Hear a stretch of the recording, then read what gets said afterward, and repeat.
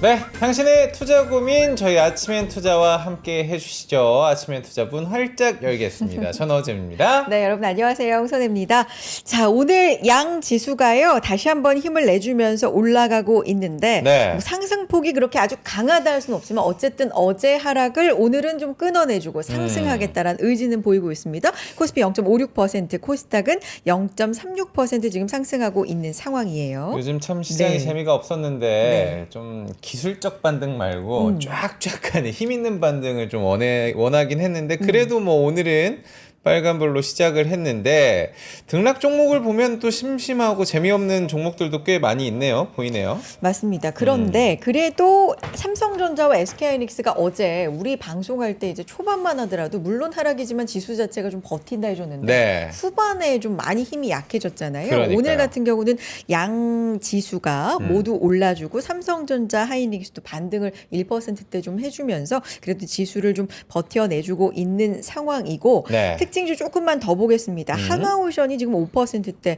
올라주고 있는 상황, HJ중공업이 14% 지금 급등하고 있고요. 네이버도 5%대 상승. 그런데 반해서 카카오는 지금 4%대 하락하면서 네카오가 약간 네. 방향성을 좀 다르게 가져가고 있는 상황이고 올릭스가 26%대 뭐 이렇게 올라주면서 또 특징적인 종목으로 이름을 올리고 있고요. 로보티즈 오늘 10%대 로봇도 상승. 좀 괜찮은 네, 것 같고 로봇도 우주항공 괜찮고요. 국방 쪽도 오늘 오르는 게 좀 많이 보이는 것 같고요. 바이오도 네. 오늘 괜찮은 상황이고 미증시가 쉬었습니다. 그래서 재료가 그렇게 지난주 후반에 기술주 중심으로 급락했던 걸 과연 어떻게 다시 해석을 하느냐 재료가 지금 없는 상황이잖아요. 네, 그렇죠. 그런 상황에서 어제 하락분을 일단은 좀 만회하는 흐름이 오늘 좀 나와주고 있는 것 같아요. 제가 어제도 좀 이야기를 했지만 네. 저는 계속 눈길이 가는 곳은 내일 이제 있을 전승절. 전승절 전에 이제 상하이 협력기구라고 해가지고 일단 정상들이 많이 네. 모였잖아요. 거기서 또 텐진 선언이라는 거 선언문을 하나 읽었는데 주어는 없지만 누구를 때리는지는 너무 네. 너라고 지칭하진 않지만 트럼프라고 딱 누구나 읽힐 알 수 수 있는. 있는 네. 뭐 그런 느낌으로 우리 좀 뭉치겠다 하는 게 또 세계 정세를 어떻게 움직일지 한번 이분께 여쭤보도록 하겠습니다. 세계 정세를 여쭤봅니까? 시장도 세계 여쭤보고. 정세를 알아야 또 제 통장도 저는 같이 그래요. 움직인다고 네. 생각을 하는 거기 때문에 자 우리 김영환 연구원님 우리 엔투에서 나와 주셨죠? 오랜만에 인사드립니다. 나오시죠? 안녕하세요. 네, 안녕하세요. 반갑습니다. 시장이 뭐 오르고 내리고 우리 김영환 연구원님 뵈면 차분해질 수 있는 것 같아요. 네. 뭔가 중심을 잡고 오늘도 그런 중심을 잡아주시기를 좀 기대해 보겠습니다. 그러면서 어쨌든 9월의 첫 번째 거래를 우리가 좀 하락으로 맞이했잖아요. 그렇죠. 근데 가뜩이나 이제 9월 좀 어렵다 했었는데 이제 하락으로 맞이했기 때문에 이거 9월 시장 어떨까라는 질문, 시각 이런 거 어제 좀 많이 받으셨을 것 같아요. 최근 시장 어떻게 보시는지부터 시작해 볼까요? 9월을 보면은 네. 우리가 요즘 9월 얘기를 많이 하는 이유가 맞아요. 네. 지난 5년간 9월마다 내렸습니다. 뭔가 데이터가 그렇게 쌓여 있군요. 예. 네. 20년부터 24년까지 매년 9월은 떨어졌어요. 쎄하지요, 그런 점이. 근데 또 그게 원래 9월은 그런 이유가 있냐? 그런 건 아닌 것 같아요. 그 전에 5년, 2015년부터 19년까지는 네. 또 9월 5년 내내 또 올랐거든요. 괜찮았군요. 예. 네. 그래서 뭐 10년치를 보면 과거 5년치를 보면은 100% 내렸다. 근데 10년치를 보면은 반반이었다. 그러니까 사실은 또 그때그때 다른 거라 네. 너무 그 계절성에 대해서 의미를 부여하기는 좀 어려운 것 같고요. 지금은 이 올해 9월은 좀 긍정적인 기회 요인과 부정적인 좀 리스크 요인들이 섞여 있는 시기인 것 같기는 합니다. 리스크 요인들 생각해 보면은 또 이제 그 1일에 바로 나왔었던 얘기죠.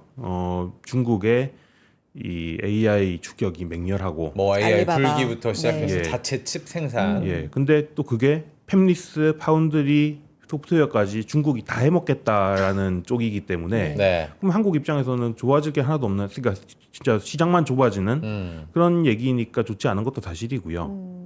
또 미국 입장에서도 그런 중국의 추격을 떨궈내기 위해서 또 규제를 강화하고 있지 않습니까? 그것도 한국 입장에서는 썩 좋지는 않은 얘기고요. 그런 부분들도 있고요. 그리고 이제 그런 얘기들 전에 원래 좀 더 베이직하게 돌아가 네네. 보면 네. 관세가 이제 막 본격적으로 제대로 된 수치가 나온 상황이지 않습니까? 그러면 8월, 9월, 10월 이 정도 기간 한 두세 달 정도는 이 관세 얘기가 본격화된, 그러니까 관세의 경제 데이터로 확인하는, 관세를 숫자로 확인하는 본격적인 시기가 오는 건데 그러면은 물가도 좀 생각보다 놀라울 수도 있고요. 장담할 수는 없지만 고용도 안 좋을 수도 있고요. 네. 한국 입장에서는 한국에서 또 제일 중요하다고 얘기하는 한국 수출도 지금 8월까지는 좋았는데 오늘 괜찮던데 나온 거 보니까. 근데 이제 네. 사람들이 자동차 수출 좋아도 안 믿잖아요. 계속 그러니까 그럴 수 대미 있을까라는 수출이 마이너스 뭐 12% 예. 이러니까. 예. 그런 것들을 생각하면은 대외적으로 불확실성도 많고 또 한국 입장에서는 또 8월부터 나온 얘기들이 야 정부의 이 그 거버넌스 개혁에 대한 의지를 믿을 네. 수 있냐 이런 얘기들도 나오고 있는 상황이니 여러 가지 좀 도전적인 지금까지 여튼 연초 이후로는 주가가 많이 올랐는데 계속 이걸 이어갈 수 있을지에 대한 불확실성 요인들이 또 있는 것도 사실이고요. 또 다른 한편으로는 여튼 이제 9월은 금리 인하가 아마도 장담할 수는 없지만은 거의 뭐 많이들 될 그렇게 것 생각하잖아요. 같다. 네. 될 것 같다. 이제 미국의 금리 인하 사이클이 이제 다시 시작된다. 그리고 미국 정부도 이제 돈을 본격적으로 쓰기 시작하는 관세에서 재정 지출 확대로 아마도 넘어오기 시작할 거다. 네. 이런 시기이기도 해서 위험과 기회가 공존하는 시기인 것 같고요. 그러면 이제 우리 입장에서는 위험이 더 많이 반영된 시기가 9월 중에 오면은 그때가 잽싸게 낚아차야 되는 시기가 되지 않겠느냐. 사자. 이렇게 생각을 하는 거죠. 잽싸게 낚아채야 되는 시기가 9월이다. 그러면 잽싸게 낚아채야 된다면 그 이후는 어쨌든 긍정적으로 보기 때문에 매수 그렇죠. 의견을 주시는 거예요. 네. 이제 저희는 뭐 연말 지금 주가 지수가 네. 지금보다는 높을 것 같고요.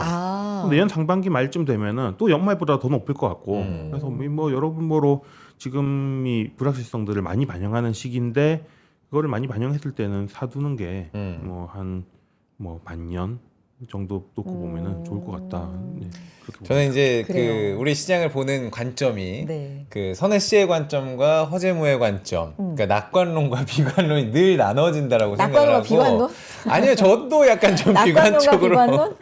왔다가 상대성이 네. 좀 있긴 하는 건데 미국 시장만 보자고요, 네. 위원님. 너무 궁금한 게 닷컴 버블에 이은 AI 버블이다라는 버블로는 계속 재창이 되고 있는데 결국에는 감세 때문에 빅테크들이 수조 원의 지금 돈들을 쌓아놓고 있다. 예. 이걸 이제 투자 관점으로 봤을 때는 분명히 이거 재투자 이루어질 거고 미국은 어떤 나라냐 배당 성향이니까 자사주 소각해서 좀 나눠줄 거고 그럼 이건 계속해서 경제에도 좋고 주가 측면에서 좋은 거 아니냐. 저는 이쪽이 조금 더 센 거라고 저는 보여지거든요. 예. 근데 계속 위에서는 아니야 경제 나빠니네 이거 버블 언제 터질 줄 몰라.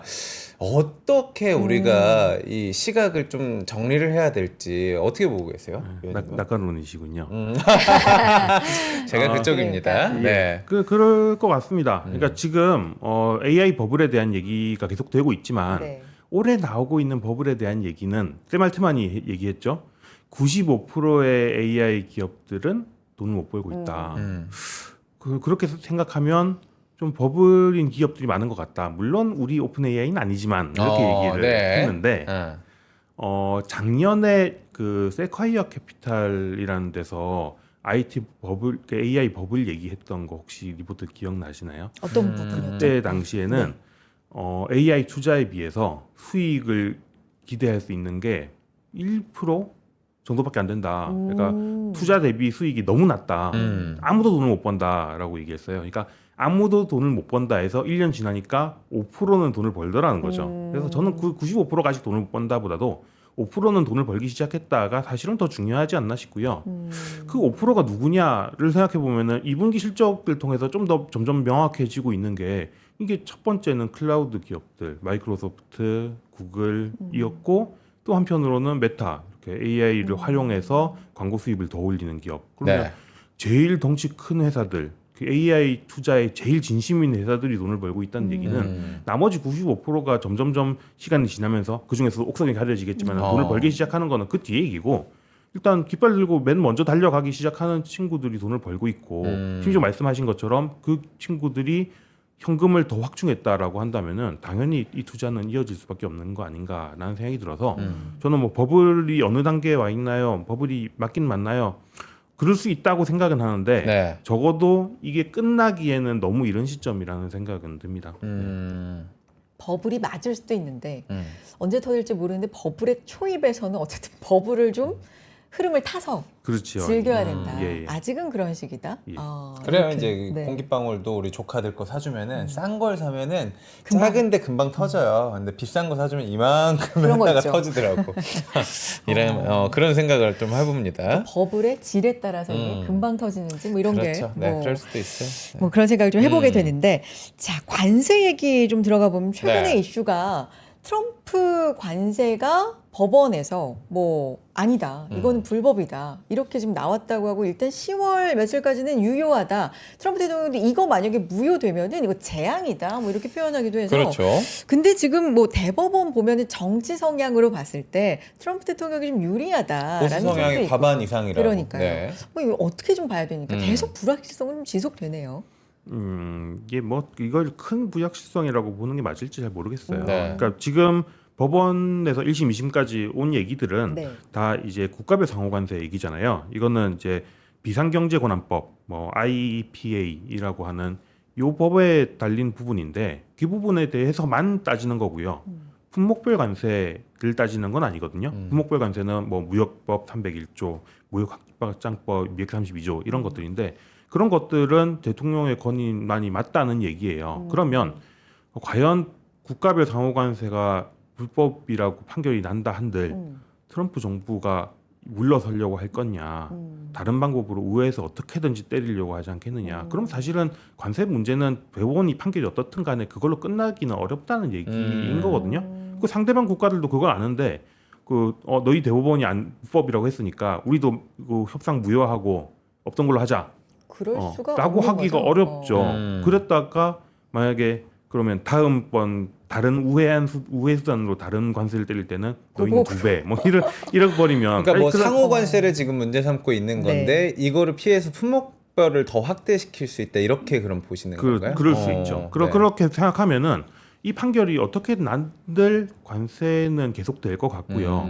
뭐 당연히 그렇게 생각하는 거는 저희만이 아니라 뭐 미국의 상대국들, 한국을 포함해서 국가들 정상들도 다 그렇게 생각을 할 테니 이거를 뭐 판결이 어떻게 난다고 해서 이게 도로 물리거나 이러기는 쉽지 않은 것 같고요. 그리고 말씀하신 대로 대법원도 이제 9명의 대법관 중에서 6명이 보수파, 네. 진보가 3명 이러면 뭐 이거 물론 이제 대법관들이 완전히 정치적인 색만으로 판결을 하는 건 그러겠죠. 아닙니다만 네. 여튼간에 뭐 조금 논쟁적인 부분이 있다면은 보수 쪽에 손을 들어줄 가능성이 조금은 더 많지 않겠느냐 이런 생각도 들고요. 그래서 법원 판결도 약간은 우리는 보수적으로 판단을 해야 되고 법원 판결이 어떻다 한들 그 결과에 대해서도 더 보수적으로 생각해야 된다.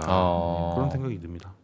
근데 이 이슈가 처음에 나왔을 때부터 네. 카드는 많고 이게 안 되면 뭐 몇 조 이렇게 카드는 굉장히 많아서 어떻게든 부과할 거다라는 얘기가 나오긴 나왔었고 지금 사실 전반적인 시장도 이게 불법이라고 나와서 관세가 뒷걸음질 쳐질 거야라는 기대는 아무도 안 하고 있는 것 그렇죠. 같아요. 이거 안 되면 우리 뭐 그 전으로 돌아갈 수 있어 그러니까요. 이런 생각하는 분들은 그러니까요. 굉장히 없을 거라고 저도 보는데 네.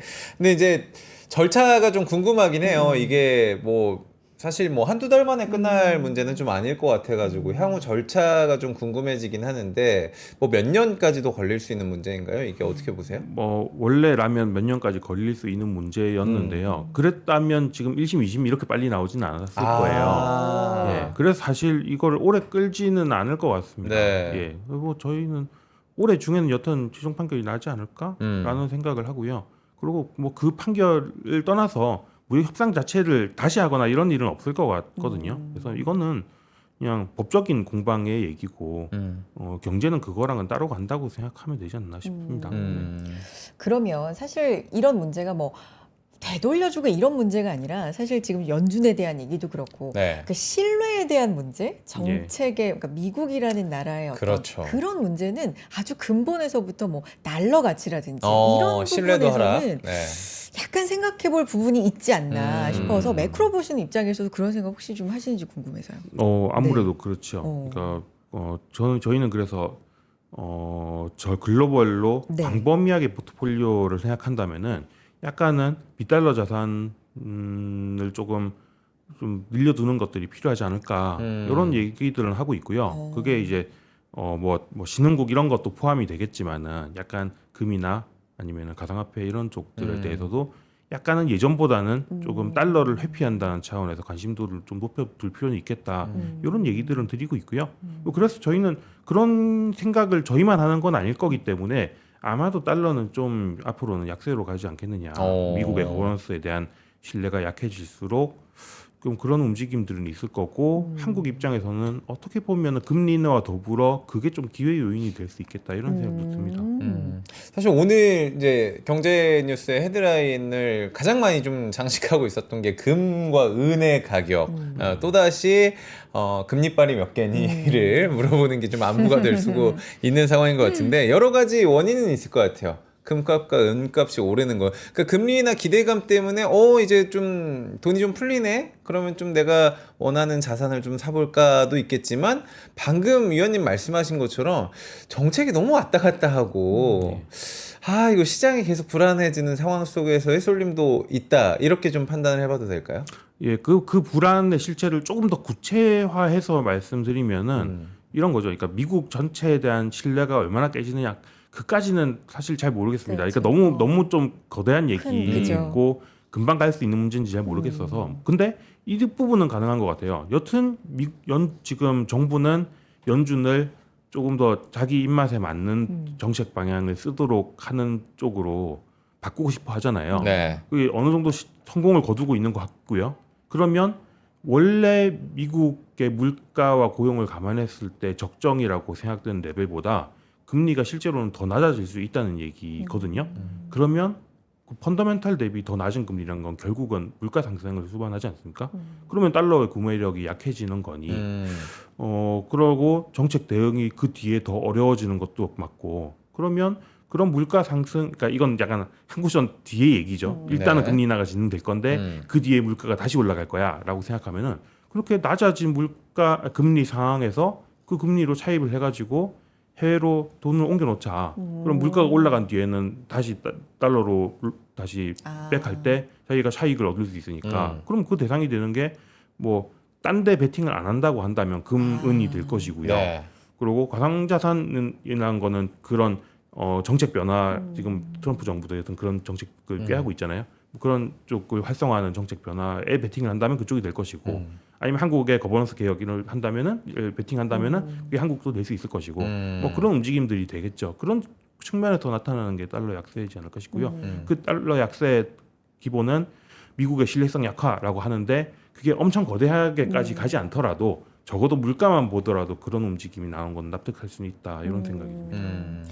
지금 미증시가 노동절로 주식시장이 이제 휴장이었고 그렇죠. 네. 채권도 그렇고요. 그래서 오늘 사실 미증시의 어떤 반응이나 이런 재료는 없는 가운데 우리 시장 그래도 반등을 지금 꾀하고 있는 상황인데 네. 내일부터 이제 미증시에서 매크로적으로 뭘 봐야 되나 할 때는 이번 주 이제 고용 주간이니까 또 FOMC도 이번 달에 가장 큰 이벤트 중에 하나라고 보면 고용을 상당히 좀 중요하게 보겠습니다. 네. 그렇죠. 네. 고용 지표가 날마다 나오니까요. 네. ADP 민간 고용 나오고 네. 그리고 실업수당 청구 건수 네. 나오고 금요일 밤에 또 고용보고서. 보고서가 나오니까 네.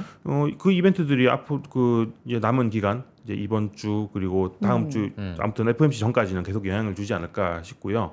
지금으로서는 한 7만 명대 정도로 신규 고용이 나올 거로 생각을 하고 있어서 그 정도 추세 유지라고 하면은 9월 금리 인하는 거의 기정사실 아니냐. 사람들이 그런 확신은 좀 강화할 것 같아요. 7만 명대 기준 7만 명대. 예. 그 신규 고용 기준 7만 네. 명대. 네.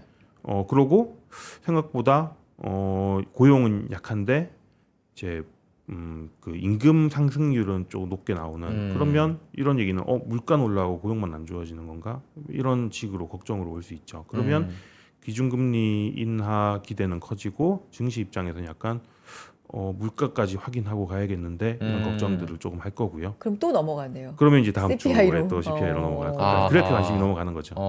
그래서 CPI에 대한 관심도 사실은 꽤 클 것 같습니다. 아니 그 우리가 이번 주 5일이죠. 5일에 고용 보고서, 고용이 사실 가장 좀 중요한 부분이다라고 생각하시는 분들도 많고 그런 이야기를 많이 이야기를 하고도 있었는데, 저는 미시간대 소비 지표도 중산층까지도 좀 지갑을 닫는 모습이다, 뭐 이런 얘기가 좀 있어가지고 소비의 나라에서 소비가 되지 않는다. 이건 진짜 어떤 또 힌트가 될 수 있지 않을까라는 생각도 했거든요. 혹시 소비 쪽은 어떻게 데이터 보고 계시나요? 예, 사실 이게 두 분도 마찬가지지만은 앞으로 어떻게 될지 모르는 상황에서는 자신 있게 돈을 못 쓰는 그렇죠. 게 당연하잖아요. 네, 네. 예, 미국 사람들도 그런 것 같고요. 그러니까 미국 사람들이 소비자들이 걱정하는 거는, 그래서 관세가 올라간 거를 제조업 그 유통업체들이 얼마나 흡수를 해줄 거냐, 아니면은 우리한테까지 타격이 오도록 그 제품 가격들을 많이 올릴 거냐, 요걸 아직까지는 확인한 단계는 아니란 말이에요. 그러면 그거를 확인하기 전까지는 조금 걱정스러울 수밖에 없죠. 그런 부분이 클 것 같고요.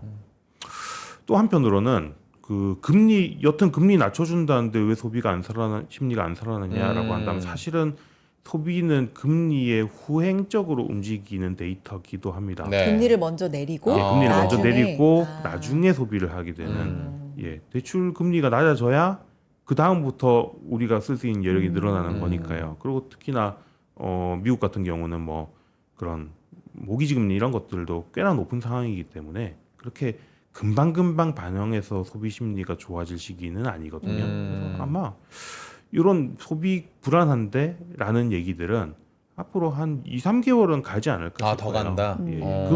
그 기간 동안에 제품 가격이 어떻게 되는지까지를 다 보고 나서 움직여야 될 테니까요. 예. 뒤에서도 뭐 이런 얘기 좀 더 해볼 수 있을 것 같긴 한데, 네. 금리 인하를 지금 연이 거의 80% 이상, 거의 그렇죠. 시장은 뭐. 웬만하면 한다. 네, 지금 확률이. 9월에는 한다 이 정도잖아요. 예. 그러면 시장에는 항상 이렇게 계속 웬만하면 할 거야 그러면 시장에는 막상 그 영향이 그 직후에는 거의 없다. 뭐 기적의 선반영이다. 뭐 이렇게 얘기도 하는데, 지금은 증시가 9월 시작하기 전에 좀 조정을 받고 불안한 채 9월 시작하는데, 금리 인하가 이런 시장 상황에서 어떤 영향을 줄지 좀 이런 게 궁금하거든요. 9월 자체는 크게 영향을 주지는 않을 것 같아요. 이제 거의 많이들 예상을 하고 있으니까요. 그쵸. 근데 다만 이제 9월이 이제 한 번 하고 지켜보겠다는 거냐, 아니면 이걸 시작으로 좀 더 하겠다. 좀 더 쭉 갈 거냐, 요 톤이 중요할 것 같고요. 그래서 파월 그럼 더 기자회견에서 하겠다는 게 유리한 거예요? 그렇죠. 더 시장에는? 하겠다가 나와줘야 오. 시장 입장에서는 조금 그러면은 앞으로 방향성이 명확해지겠네라고 확신을 할 수 있는 거라, 기자회견이 생각보다 중요한 게 될 것 같고요. 금리 인하 자체는 뭐 어차피 비컷은 어려울 테니 뭐 크게 영향을 많이 주기는 좀 쉽지는 않을 것 같습니다. 25bp 인하 정도로 시장이 막 엄청난 영향을 주진 않고, 만약에 그냥 지표라든지 이런 것들이 2주 연속해서 고용이라든지 물가가 그냥 예상치 정도로 나와서 25bp 인하를 하면 그 이후에 어떻게 될 건지가 더 중요한 시장이 되겠다. 예. 그런 말씀이네요. 네. 그런 여기서. 상황 속에서 9월 달은 뭐 우리나라도 그렇고 다른 쪽들도 뭐 크게 움직이지 않는 박스피 정도에서 횡보를 하지 않을까, 답답하게. 답답한 네. 9월이 되지 네. 않을까라고 예상을 해주신 분들이 많은데, 네. 자, 우리 위원님이 보시는 현 시점 코스피 뭐 적정 박스를 한번 얘기를 해주시고요. 탑픽이 있다면 한번 이야기를 짚어주시고 저희가 2부로 한번 넘어가 보도록 그래 하겠습니다. 볼게요. 어떤 네. 게 있을까요? 전제를 좀 깔자면 전제 좀 깔아주시죠. 네. 지금까지는 이제 사실은 미국 얘기를 위주로 얘기를 하긴 했는데, 맞아요. 사실 한국이 여기서 더 올라가려면 제일 중요한 거는 정부의 의지, 정책 의지를 재확인하는 게 아직까지는 조금 힘이 약한 것 같거든요. 그게 중요할 것 같고요.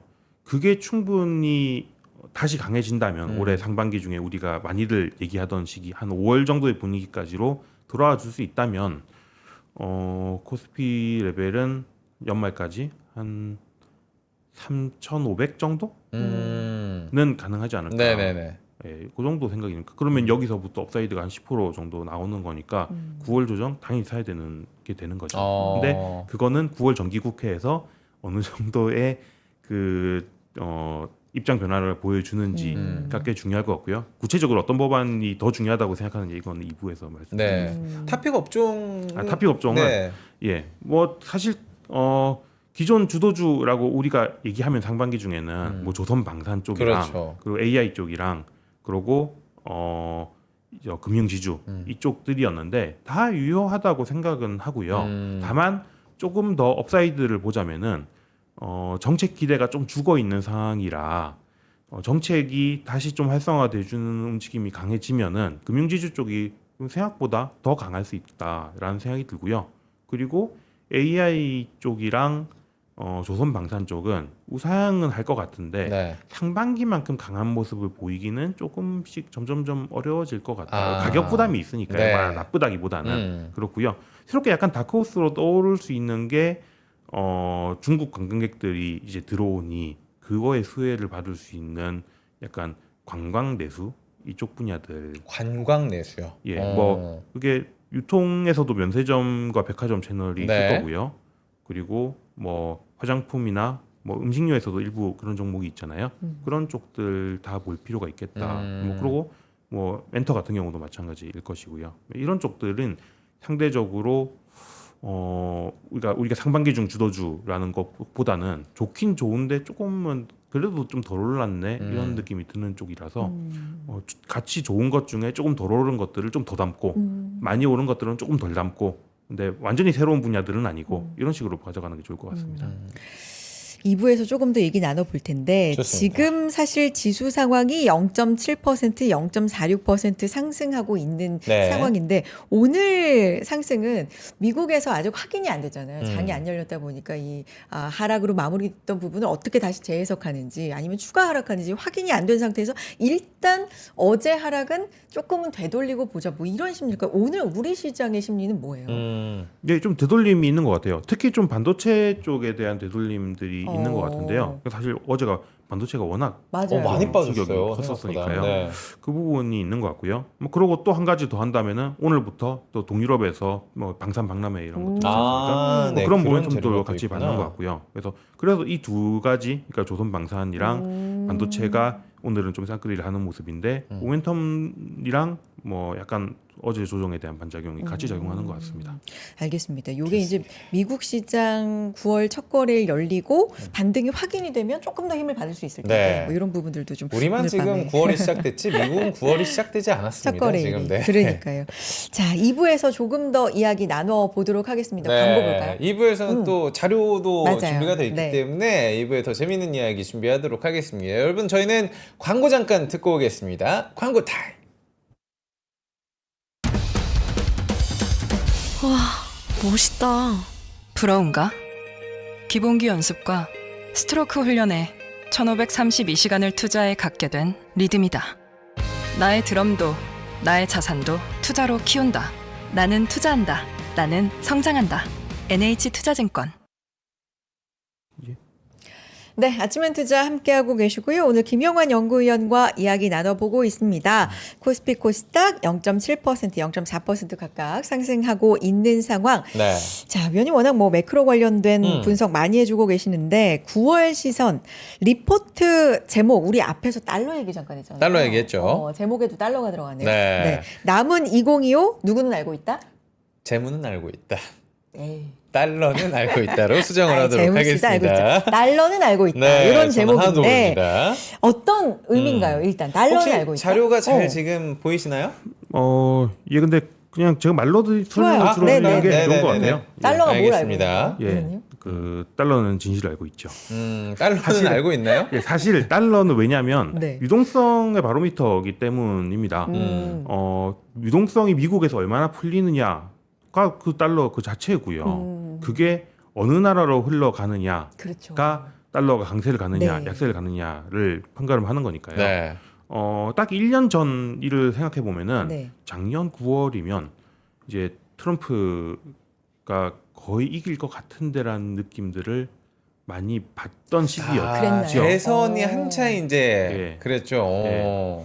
그러니 그때는 야 트럼프가 되면 이제 뭐 관세도 매긴다고 하고 뭐 그런 얘기들을 굉장히 많이 하던 이민자도 막는다고 하고 막 이런 불확실성들이 사실 많을 텐데 네. 그럼 그 얘기는 결국은 뭔가 미국엔 좋고 미국 외에 다른 나라들한테는 썩 안 좋고 이런 식으로 돌아가기 쉬운데 라는 생각들을 조금씩 하는 조금씩. 시기였고요. 그러다 보면 아무래도 달러는 강세를 가기가 쉬웠죠. 그래서 강세를 갔습니다. 그러고 작년까지는 그래서 미국 주도 장세가 굉장히 심했고 작년 말에 저희가 많이 얘기했던 게 한국은 왜 이렇게 안 되는 걸까요? 하는 얘기들을 많이 했는데 그게 달라지기 시작한 게 올해 4월 정도부터였죠.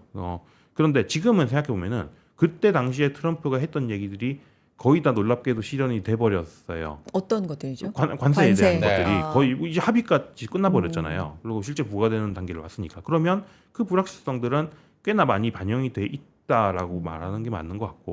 그래서 트럼프는 이제는 국내 이슈에 더 집중하기 시작하는 감세랑 그런 뭐 의료개혁 같은 것 부분도 그렇고요. 약간이나 그런 것들로 집중을 하기 시작을 했으니 그러면 달러가 강해져야 되는 요인은 이미 좀 지나갔고 그러고 나면 이제 미국이 돈을 본격적으로 풀기 시작을 한다는 거는 감세 이런 걸로 돈을 풀기 시작한다는 거는 오히려 유동성은 늘어나는 건데 강세가 다 이미 반영됐다 이러면은 야 그럼 앞으로는 약세도 조금은 기대해 볼 수 있는 게 아닌가? 엄청난 약세는 아니겠지만 네. 그래도 정점은 좀 지났고 약세도 기대해 볼 수 있는 게 아닌가?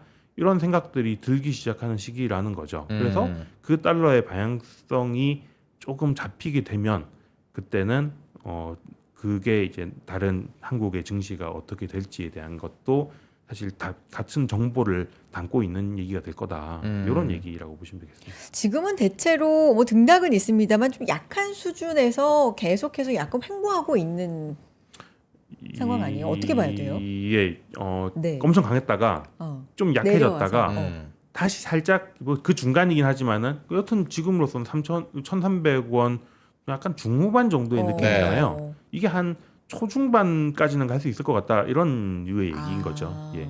그래요. 그 달러는 알고 있다. 그래서 지금 상황으로 보면 달러 같은 경우는 그럼 방향성을 우리가 좀 어떻게 봐야 될까요? 그렇죠. 달러는 알고 있다 하려면 어. 방향성을 뭐 예를 들면 경우의 수에 따라서 이렇게 되면 하반기 그리고 내년 초까지 뭐 강해지는 방향으로 우리가 좀 봐야 되는 거지. 약해지는 방향으로 봐야 되는 거지. 시나리오를. 그렇죠. 데이터나 네. 역사적으로 지금과 비슷했던 뭐 상황이 있었으면은 저에게 좀 설명과 예시를 좀 들어주시면 좋을 것 같아요. 예, 통상적으로 금리 인하가 시작되기 직전 정도가 이제 달러가 약해지기 좋은 시기고요. 그런 점에서 달러가 약해질 만한 한 가지 퍼즐이 맞춰지고 있고 물론 9월부터 시작해서 앞으로 이제 여러 번 금리 인하 할 거야라는 얘기가 나와야겠지만 그게 가능하다면 한 가지 퍼즐을 맞춰지는 거고 두 번째는 정부가 돈을 푸는 거의 문제겠죠. 이제 그러면 여튼 정부가 돈을 직접적으로 풀기 시작하면은 달러의 유동성 자체가 미국 내에서 늘어나게 되면 이 돈이 어디로 갈까 하고 멀제 쓸 때는 쓰겠지만은 그러고 남으면은 그럼 해외 투자를 좀 해볼까 이런 식으로 움직일 테니까 그러니까 재정과 통화 양쪽 측면에서 미국 달러가 다른 쪽으로 흘러갈 것들을 찾게 되는 시기가 아마도 9월부터 시작될 것 같다는 거고요. 또 한편으로는 성장률 전망치가 얼마나 차이가 나느냐의 문제인 것 같아요. 근데 이제 약간 미국과 비미국 간의 GDP 차이가 조금은 좁혀지는 시기라는 생각이 들어서 뭐 그런 것들을 감안하면 미국의 흘러 넘치는 유동성이 해외로 좀 가볼까라는 생각들을 할 만한 시기라는 생각도 드는 거죠. 그거는 이제 아까 말씀드린 관세 때문에 우리가 불확실성들을 많이 반영해서 성장률 전망을 많이 깎아놨는데 그것보다는 좀 좋아질 것 같다. 이런 것들을 반영하는 걸 거고요. 근데 그런 걸- 단기적으로는 유동성 얘기할 때 우리가 뭐 장기는 좀 차치하더라도 네. 9월 한 달을 조금 부정적으로 보는 의견 중에는 유동성이 좀 단기적으로는 마를 수 있다. 뭐 이럴 가능성? 뭐 TJ 장고 얘기도 많이 나오고요. 뭐 이런 부분인데 이런 부분 사실 굉장히 어려워요. 근데 우리가 생각하면 금리 인하는 돈이 풀리는 거 아닌가? 그렇죠. 근데 TJ 장고 얘기는 뭐지? 이런 게 좀 혼재돼 있는 것 같거든요. 이걸 좀 위원님이 정리를 해주시면 좋을 것 같아요. 너무 좋습니다. 네. 이 얘기는 사실 채권 담당자분이 더 잘하시는 얘기인데 그래도, 근데 네. 그러면 중간에는 MMF가 있습니다. MMF. 그러니까 미국의 머니마켓 펀드는 어마어마하게 큰 규모의 시장이고요. 어? 뭐 한 6조 달러, 엄청 큰 시장인데 이게 셋 중에 하나로 갑니다. 하나는 미국 정부가 국채 발행하면은 네. 지금은 MMF 시장이 그 미국 국채를 많이 소화해주고 있거든요. 네. 그러면 그 국채는 결국 미국 재무부의 그 주머니로 가게 돼 있잖아요. 네. 그게 있고요. 또 하나는 연준으로 가는 게 있고요. 연준이 최소 금리를 받고 그걸 맡아주기 때문에 그게 있고요. 세 번째는 민간 쪽으로 흘러갈 수 있고요. 그러니까 IMF 자금은 셋 중 하나를 골라갑니다. 연준, 정부, 민간. 어디로든. 예. 네. 근데 지금까지는 연준의 잔고에 돈이 엄청나게 많았어요. 근데 그거를 계속 조금씩 빼먹어 쓰는 중이었거든요. 근데 지금 그게 우리가 영내포 자금이라고 하는 잔고라고 하는 건데 그게 이제 바닥까지 떨어졌습니다. 그러니까 원래 고간이 많았는데 그걸 다 꺼내 쓰고 나니 이제 그쪽 자금이 바닥 났다는 얘기는 네. IMF 시장이 이쪽에서 흘러 들어오면 그게 정부로 가거나 민간으로 가거나 하면서 유동성을 공급하는 상황이었던 거잖아요. 근데 민간으로 가면 즉각적으로 바로 유동성이 좋아진 효과가 있고요. 근데 연준으로 가면은 유동성이 잠기는 효과가 있죠. 근데 우리는 거꾸로 연준 잔고가 줄어들고 민간 IMF로 그 돈이 나오고 있었으니까 그럼 유동성이 풀리고 있네 이렇게 생각을 했던 거고. 네. 네. 그리고 정부로 가면요. 결국은 나올 돈인데 정부 호주머니 안에 있는 동안은 잠깐 잠겨 있다가 그게 민간으로 재정적 지출 확대를 통해서 민간으로 흘러가면 그때 가서 풀리는 거예요. 그러니까 간단하게 말하면 IMF 자금은 연준으로도 갈 수 있고 정부로도 갈 수 있고 민간으로도 갈 수 있는데 민간으로 가면 즉각적으로 유동성이 풀리는 효과가 있다. 정부로 가면은 좀 멈췄다가 나중에 풀린다. 네. 연준으로 가면은 잠긴다. 근데 지금까지는 연준의 잔고가 줄어들면서 유동성이 풀리는 효과가 있었는데 그 부분이 없어졌다라는 거고요. 지금까지는 근데 정부가 이제 재정 지출을 막 늘리다가 정부 뭐 재무부 잔고가 별로 없다. 그래서 국채 발행을 더 늘린다 이런 얘기를 우리가 뭐 작년부터 상반기까지 그렇죠. 많이 했었잖아요. 그러면 그렇게 제한된 IMF 자금을 정부가 국채 발행을 통해서 흡수를 해서 아직까지는 돈 안 풀고 잔고를 채워 넣는 중이었어요. 그러니 연준에서 나온 돈이 일로 가면 잠겼던 자금이 잠깐만 잠기는 자금으로 옮겨가는 거니까 유동성 측면에서 아주 즉각적인 효과는 아니지만 나쁘진 않죠. 근데 네. 이게 바닥 났는데 그럼 이제는 정부로 가는 잔고가 더 늘어난다는 얘기는 민간의 유동성을 흡수해서 정부로 가면은 더 잠기는 거 아니야? 이런 생각이 드는 거죠. 그런 시점이라서 이제 9월에 대한 얘기를 하는 거고요. 그러니까 그 말은 맞을 수 있어요. 그래서 9월 자체가 엄청나게 강한 의미는 아닐 수 있고요. 거기다가 특히나 9월만 금리나 하지 그 뒤에 내년 상반기까지 금리 얼마나 해줄지는 모르겠는데 이러면 단기적으로 주춤할 수 있는 얘기죠. 근데 중요한 거는 그렇게 들어간 정부 자금은 결국에는 재정 지출로 다시 쓰일 거라는 거고요. 네. 그럼 지금이 유동성이 위축되는 상황이라고 하면은 위축됐기 때문에 팔아야 되는 걸까요? 일시적인 위축이니까 사야 되는 걸까요?라고 하면 당연히 사야 되는 얘기가 된단 말이에요. 연준으로 가서 완전히 잠기는 게 아니기 때문에 그렇게 생각하면 일시적인 유동성 위축이 온다면 그 시점에는 오히려 사는 게 맞다 이런 생각이 드는 거고요. 그리고 만약에 일시적이라 하더라도 이 충격이 커버리면 갑자기 뭐 단기금리가 급등을 하고 이런 일들이 벌어지면은 예전에 그 SVB 사태라던가 이런 시점처럼 혹시나 그런 게 네. 온다면 한국으로 따지면 뭐 레고랜드 사태 같은 네. 그런 것들이 네. 터지면 안 되잖아. 그럴 수 있는데 그래서 그 SVB 사태 이후에 연준이 유동성 공급 기구를 만들어 놨습니다. 이제 유동성이 일시적으로 단기 경색이 온 은행들이 연준에다가 담보 맡기고 국채를 같은 거 담보 맡기고 바로 유동성을 인출해 갈 수 있는 제도가 마련돼 있거든요. 네. 그래서 사실은 유동성 경색이 올 것 같진 않은데 단기적인 위축이라고 하면 이거는 나쁜 일이 아니다.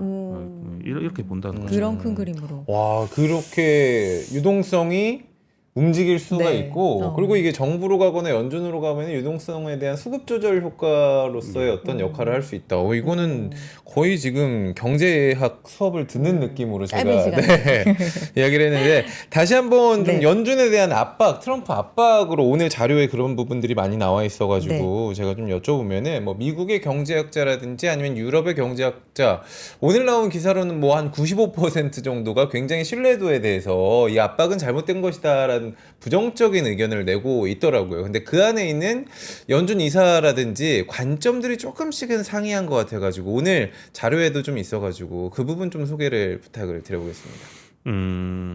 예. 그러니까 결국은 얼마나 더 누가 어용학자냐 내지는 어느 정도 어용학자. 그냥 생각이 다를 뿐이냐 정도의 문제인 것 같고요. 사람들이 많이 얘기하는 거는 뭐 크리스토퍼 월러나 뭐 블라드 같은 사람이 연준 뭐 의장으로 오게 되면은 뭐 별로 문제는 없을 거다. 그러니까 약간 조금 더 경제에 대한 판단이 좀 다를 수는 있어도 좀 더 선제적으로 움직여야 된다 이런 판단이 다를 수 있어도 적어도 중립금리라는 거에 대한 기본적인 그 확고한 견해를 갖고 있기 때문에 물가를 자극하는 정도까지 문제는 안 만들 거다라는 건데 문제는 이제 아주 정치적인 성향의 사람이 전준 의장으로 오게 되면 우리가 생각하는 많은 경제학자들이 생각하는 중립금리보다 실제 금리를 더 낮아버리면 물가가 자극될 수 있고 이러면 곤란해질 수 있다.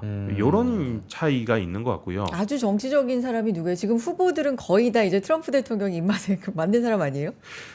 근데 이제 그 중에서도 뭐 크리스토퍼 월러나 아니면 미셸 보우먼 같은 경우는 미셸 네. 보우먼은 최근에 이제 부의장이 된 사람이니까 의장이 되지는 않겠지만 뭐 월러 같은 경우는 사실은 지금까지 뭐 지금 와서는 비둘기파적인 얘기를 하고 있지만 원래 뭐 극도로 비둘기파적이라기보다는 경제 상황에 따라서 필요한 시기에 필요한 얘기를 해왔던 사람이란 말이에요. 그러고 지금 와서는 약간은 연준 외부에서 금리 인하가 좀 더 먼저 필요할 수도 있는데 라고 얘기를 하고 있는 블라드 같은 경우도 사실 2022년도에는 금리 인상을 굉장히 더 강력하게 네. 지지했던 사람이니까 그런 인물이 온다면 그러니까 경제학에 대해서 연준 내부에 이런 충분한 소통을 할 수 있는 사람이 온다면 뭐인데 약간 이제 우리가 그 정부 입맛에 맞는 정책이 뭐 제대로 공부는 했지만 뭔가 비주류적인 생각을 가지고 있는 분들이 있잖아요. 예, 뭐 그런 경우 이제 대표적으로는 뭐 스티븐 미란 같은 경우가 될 수 네. 있겠죠. 그러니까 그런 경우에는 우리가 그 국제 경제에 대해서 상식적으로 생각하던 부분을 완전히 깨는 주장을 해온 인물이니까 물론 이제 그게 실제로 관세 정책에도 반영이 되고 있고 하지만은 근데 그런 인물이 오면은 금리를 도대체 어디까지 가져가야 된다에 대해서 다른 사람들이 약간 놀랄 수 있는 얘기들이 나올 수 있다는 거죠. 뭐 그런 것들이 불확실성 요인이고요. 그 불확실성이라는 건 결국은 얼마나 물가를 자극하는 형태로 공격적인 금리를 할 것이냐, 뭐 이런 거라고 보는 게 맞는 것 같습니다. 알겠습니다. 네. 이 부분은 뭐 계속해서 이야기가 좀 나올 그러니까요. 부분이니까. 맞아요. 네. 오늘 위원님 말씀 기억하면서 좀 지켜볼 만한 이슈고요. 국내로 다시 좀 시선을 돌려볼까요? 네, 좋습니다. 뭐 정책 부분 얘기 앞서서 해주셨는데 네. 이걸 조금 더 들어갔으면 좋겠습니다. 지금 정책 얘기를 우리가 사실 8월 내내 했던 것 같아요. 8월 내내 했죠. 네. 의지가 뭐 5천 얘기를 했는데 지금 좀 가다 보니까 방향성이 5천이랑은 좀 안 맞는 거 아니야 이런 얘기들 지금은 그래서 요 어떤 게 확정이 되고 확신을 좀 주면 우리 증시에 올라가는 방향으로 될 수 있을까 좀 세분화시켜서 말씀해 주시면 좋을 것 맞아요. 같아요. 네. 이게 중요한 것 같아요. 8월 달에 8월 말 정도에 있었던 걸 생각해 보면은 2차 상법 개정안 통과가 있었는데요. 네. 그렇죠? 반면에 세제 개편안에서는 우리가 많이들 기대했던 뭐 대주주지 양도세 요건이나 아니면은 배당소득 분리과세나 이런 것들은 변경 없이 국회에는 통과를 했단 말이에요. 네. 이게 좀 상반된 움직임이었는데 그 중에서 투자자들은 어떤 쪽에 더 방점을 뒀냐라고 하면 세제 개편에 더 방점을 뒀던 것 같아요. 아직까지 그게 이제 결국은 이 둘이 상충될 때 어느 쪽에 무게 중심을 두고 결국은 신뢰성 회복이 아직 충분히 안 됐다는 얘기잖아요. 그 얘기는 상법 개정에도 불구하고 사람들이 충분히 상법 개정은 사실은 거버넌스 개혁의 중요한 퍼즐인 게 맞거든요.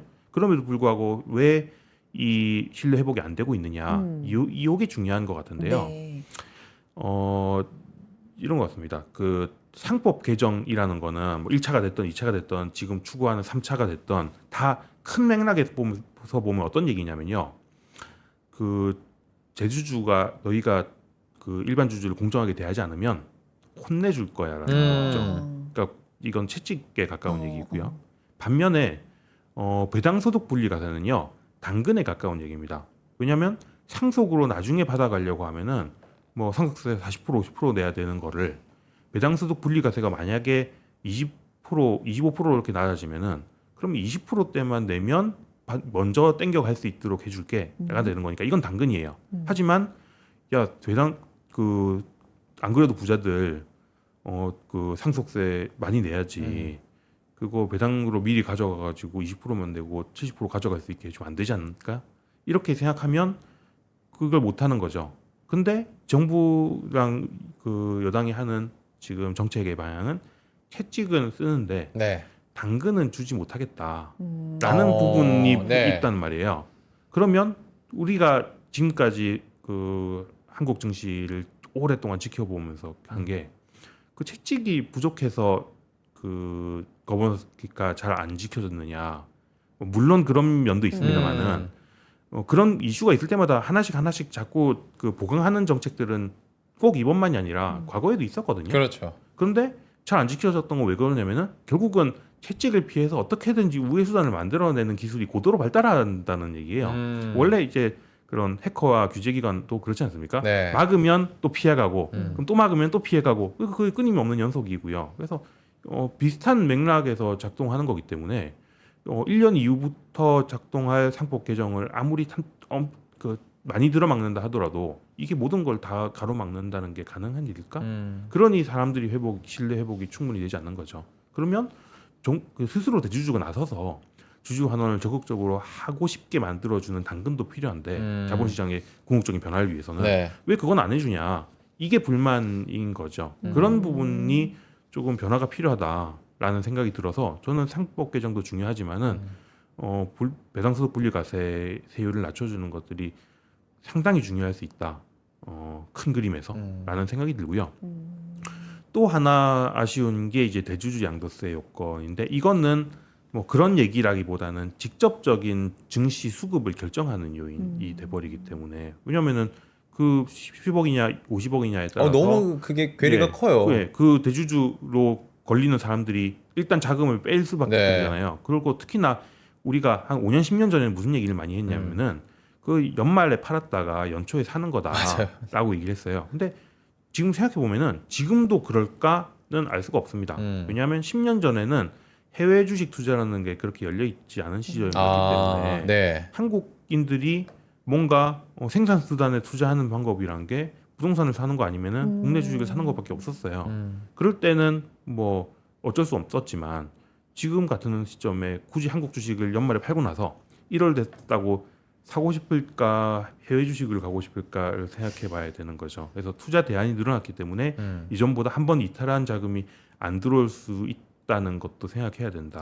그런 걱정들을 저만이 아니라 많은 투자자분들이 하는 것 같아요. 그래서 상법 개정으로 끝날 문제가 아니라 요 투자자들이 그렇게 지금까지 발해왔던 요 두 가지 문제들 대주주 양도세 요건 완화 그리고 배당소득 분리과세 세율 인하 이런 것들이 좀 돼줘야 거버넌스 개혁에 대한 퍼즐들이 더 촘촘하게 맞춰지는 거 아닌가 이런 생각이 듭니다. 지금 채팅방에도 네. 이제 말씀해주신 부분을 다 이제 반영해서 여러 의견 남겨주고 계시는데 치훈이님은 이 시기적으로 이제 흐름을 타는 게 있는데 네. 이미 좀 지나지 않았나 적절한 시기가 그러니까 하더라도 좀 제한적이지 않을까 뭐 이런 의견 그리고 닥터케이님도 상법 개정이 이미 좀 여러 번 나왔는데 시장 반응이 점점 좀 미미했고 반응을 안 했다 뭐 이런 부분들 그런데 또 아워티님의 의견은 근데 약간 좀 성격이 급한 것 같다. 이게 이제 몇 년 수년 걸릴 수 있는 네. 일인데 조금 급하게 마무리 짓고 싶어하는 거 아닌가. 그래서 뭐 망고님도 조금 몇 달 안 됐으니까 좀 지켜보자. 지켜보자. 지금.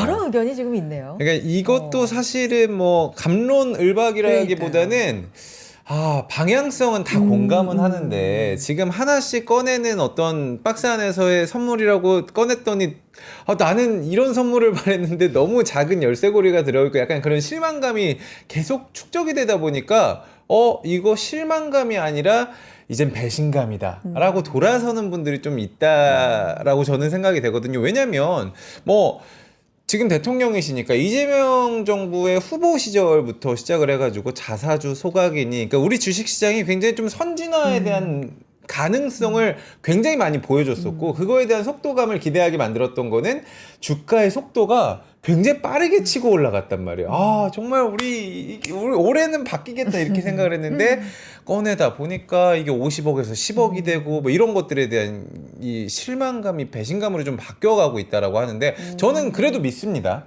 정말 여러분들이 말씀하신 것처럼 아직 이 정책에 대해서 완벽한 정책이 지금 딱 하고 나온 느낌은 아니거든요. 그러면 앞으로 우리 시장이 선진화에 대한 그 약속으로 가려고 하면 어느 쪽으로 조금 더 이렇게 클리크 조정을 하면 좋을까요? 위원님 보실 때는. 과거와 화해하는 용기가 필요한 거예요. 과거와 화해하는 이거 되게 이거는 해석이 누구랑 화해를 해볼까요? 그러니까 네. 뭐 부동산 시장이 됐던 주식 시장이 됐던 우리가 그런 새로운 정책 하나로 시장을 정상화시키지 못하는 이유는 뭐냐면요. 지금까지 쌓여온 문제들을 다시 원점으로 다시 되짚어서 바로잡을 수 있다는 그 기대 내지는 그거를 바로잡지 않으면 안 된다는 생각 때문인데 이미 많이 꼬여버린 것들은 어쩌면은 그 바로잡는 게 어려울 수도 있어요. 그러니까 말하자면은 이런 거죠. 그러니까 좀 더 쉬운 예가 부동산 같은 경우가 될 네. 텐데 뭐 부동산 방송은 아닙니다만은 그 강남 집값이 많이 오르면서 그 소유주들은 이미 돈을 많이 벌었잖아요. 네. 그러니까 근데 실현되지는 않았지만 네. 근데 그거를 줄 수 없다. 그래서 오른 거에 대해 다 세금을 매기겠다라고 하면은 안 팔겠죠. 이게 문제가 된단 말이에요. 그러니 지금까지 본 건 어쩔 수 없는 거고 하지만 앞으로는 시장을 이런 식으로 안정화시켜야 되지 않을까? 라는 방향으로 정책을 설계해야 되는데 지금까지 본 거를 인정 못 해주겠다가 되면 새로운 정책을 쓰는데 굉장히 큰 제약 요인이 생기는 그렇죠. 거죠. 네. 이게 이제 과거와 화해하지 못하는 문제인 것 같고요. 주식도 마찬가지인 것 같아요. 뭐 기업들이 그 불공정하게 이미 돈을 많이 벌었다. 뭐 맞는 말일 수 있습니다만은 근데 그걸 인정하지 않고는 미래로 나아갈 수 없는 부분이 분명히 있단 말이에요.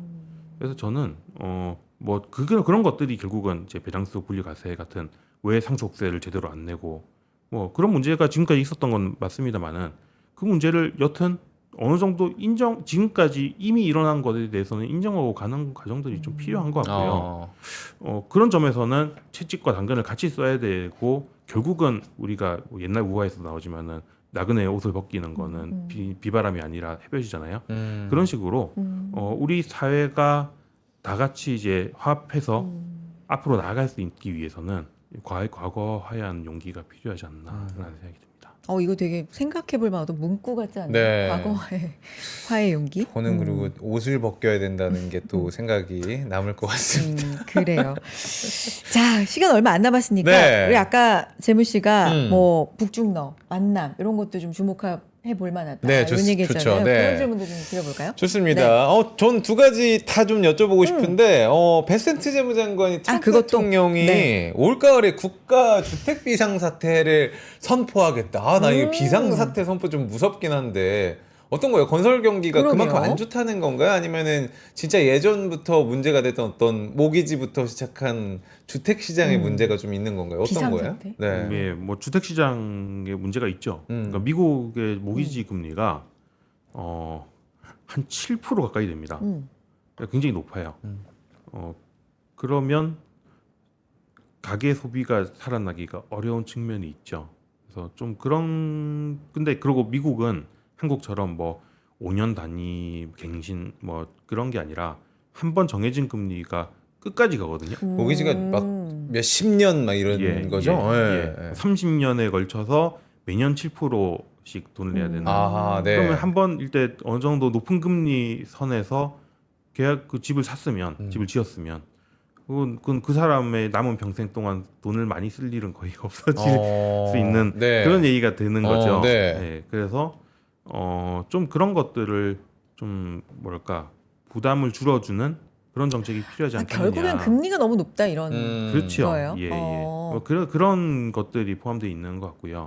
그리고 사실 이 금리가 이렇게 미국 국채 금리, 시중 금리랑 연동돼서 잘 같이 동행해서 움직이거나 하지도 않는 것도 사실이고요. 그래서 뭐 그런 측면이 있는 것 같고, 그리고 그런 것 때문에 결국은 미국 주택 경기라는 것들이 뭐 살아나지 못하는 네. 부분인 거죠. 미국 주택 경기는 막 그렇게 심각하게 이게 리스크 요인이다. 주택 경기가 무너지면서 경제가 파탄날 수 있다. 뭐 이런 얘기는 아닌 것 같고요. 네. 그것보다는 뭔가 참 안 움직이는 거대한 거죠. 저 덩치의 변수인 거죠. 그래서 지금 미국은 상당히 빅테크들의 기업 투자에 의존해서 성장이 견인되고 있는데 미국 성장의 거의 대부분이 지금 그 조그만 AI 분야에 아직까지 경제금으로 전체 경제금으로 네. 조그만 AI에서 나오고 있다는 얘기는 뭐 미국 트럼프 정부 입장에서는 야 다음 중간 선거 이기려면 걔네들이 아니라 아 이게 또 선거용이구나. 예, 그런 식으로 좀 작용하는 거 아닌가. 예. 그러면 그게 정말 잘 작동을 한다면 미국의 이제는 투자가 아니라 소비가 살아난다. 네. 다른 분야 봐야 된다. 빅테크 말고 뭐 이런 얘기가 될 수도 있을 건데요. 좀 갈 길은 멀다고 봐야겠죠. 그래요. 갈 길은 좀 멀다. 자, 시간이 한 2분 정도 남았어요. 마지막이니까 네, 이거 질문. 또 가야죠. 네. 일단 체크해야죠. 네. 허재미 또 이번 주 가장 또 눈여겨보고 있는 게 푸틴, 시진핑, 만남. 김정은의 만남. 이건 저는 진짜 가장 이 긁히는 사람은 어쩔 수 없이 우리 럼프 형이 아닐까. 그 장면을 또 보게 된다고 하면은 뭐 사실 전승절이라는 거는 또 무기도 이렇게 쭉 공개가 될 수도 있는 상황이고 하다 보니까 어떻게 보고 계세요? 이거는 또 뭐 지정학적 리스크 고조 관점에서 보는 게 맞는 것 같고요. 그러면 아마 나토 방위비 증액하는 거 빨리 해라 이런 얘기 나올 거고 주한민군 돈 더 내라 이런 뭐 그 부지도 내놔라 이런 얘기 나올 거고 그런 식으로 압박들이 트럼프 입장에서는 많아지지 않을까 싶고요. 그러면 한국 입장에서는 뭐 사실 방산 이런 측면에서는 나쁘지는 않겠죠. 그래서 여튼 좀 지정학적 리스크는 고조되고 방위 산업에 대한 조금 그런 투자 이런 것들은 더 많아질 수 있고 글쎄요. 뭐 근데 이제 실질적으로 뭔가가 움직이기에는 사실은 다 어려운 거니 조금은 뭐 선언적인 의미의 이벤트지 않나 신냉전에 싶네요. 대한 어떤 약간 좀 얼어붙는 시장 경제 이런 것까지는 크게 걱정할 필요는 없다. 저는 신냉전은 방위 분야보다는요. 지금 중국과 미국의 AI 경쟁이야말로 신냉전의 네. 큰 축이다. 그러니까 약간 2차 대전 당시에 맨하튼 프로젝트 하던 거, 그리고 저 냉전 시기에 달 착륙 경쟁하던 거, 네. 약간 이런 게 이번에는 AGI를 누가 빨리 가느냐 경쟁하는 걸로 와 있는 거 아닌가. 네, 방위 산업 부분은 뭐 여튼 국방비 측면에서는 미국을 이길 수 있는 나라는 없으니까요. 그렇죠. 뭔가 섣불리 나설 문제는 아닌 것 같고 우크라이나만 가여오는 상황이죠. 예. 알겠습니다. 오늘 여러 가지 이야기 좀 들어봤어요. 네. 사실 뭐 미국 시장 쉬고 우리 시장 어제 하락에 이어서 오늘은 좀 반등을 꾀하고 있는 시점에서 그래도 화제거리는 소재거리는 좀 많은 시장에서 네. 이런저런 이야기 좀 나눠봤습니다. 또 9월 초기도 하니까요. 거시적인 관점에서 이야기 좀 들어봤어요. 김명환 연구원님 또 모셔서 이야기해 주세요. 이야기 들어보겠습니다. 고맙습니다. 감사합니다. 자, 시장이 지금 계속해서 반등 꾀하고 있는 상황이고 네. 코스피에서 오늘 외국인 수급이 1,100억 원 넘게 지금 들어오고 있는 상황이 좀 눈에 띄고요. 오늘 어떨 것 같아요? 전약 후강? 전강 후약? 어떨 것 같아요? 저는 뭐 어떨 것 같다라는 것보다는 늘 바람입니다. 저희 방송 끝나고 더 강해져서 내일은 조금 더 파이팅 있고 웃음 있는 날로 파이팅. 여러분과 함께 저희 또 캐릭터가 그런 거 아니겠습니까? 네. 여러분들 오후에는 조금 더 강한 장 나와서 코스피는 1% 이상 상승으로 마감해 주기를 간절히 응원하면서 인사를 드리도록 하겠습니다. 수익 내는 하루 되시고요. 내일 인사드리죠. 여러분 고맙습니다. 고맙습니다.